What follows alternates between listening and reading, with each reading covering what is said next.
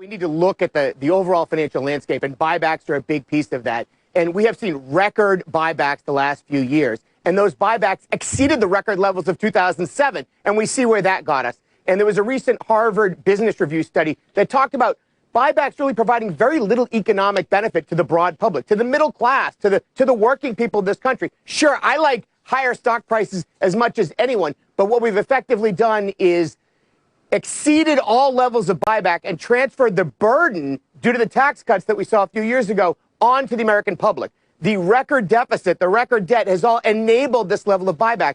And, you know, it's interesting, Tyler, if you look at airlines, an industry that is very much in the news today, they have squandered 96% of their free cash flow the last decade on buybacks. And now they are asking the U.S. government for a buyback, for a bailout at that time. Is it my responsibility as a taxpayer and a small business owner who's been fiscally responsible to bail out those airlines? Is it the waitress who loses her job? Is it her responsibility to bail out those airlines? And I think we've learned nothing from the financial crisis if this is where we are and we don't tie some strings to these financial bailouts. So I think buybacks are a very important issue. The debt and the deficit at the federal level has soared dramatically because of the tax relief plan. And I think we are back in the soup in part because of fiscal irresponsibility. And that's what's going to play out here if we're not careful. Most families in America live paycheck to paycheck. And most businesses also live paycheck to paycheck, as we are finding out right now.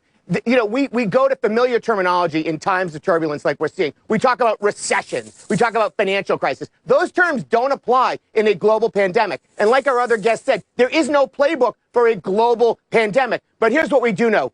This is a depressive dislocation. That's really what it is. It's going to affect almost all segments of the economy. But if we are honest with investors, we're honest with the American people, we're honest, look, the volatility will pass. For now, it is volatile. Look, we know the sell-offs will pass. We know valuation will emerge. I'll tell you what's really optimistic here is you see private equity firms in and around the Boston area, firms we talk to on a daily basis, finding value in the public markets. Right. Now, that's the first time in a decade. We see dividend yields on high-quality blue-chip companies at their highest spread over 10-year treasuries on record. So that volatility is unimaginable. But we know there's opportunity at the end of the rainbow if we can stay solvent and have access to capital.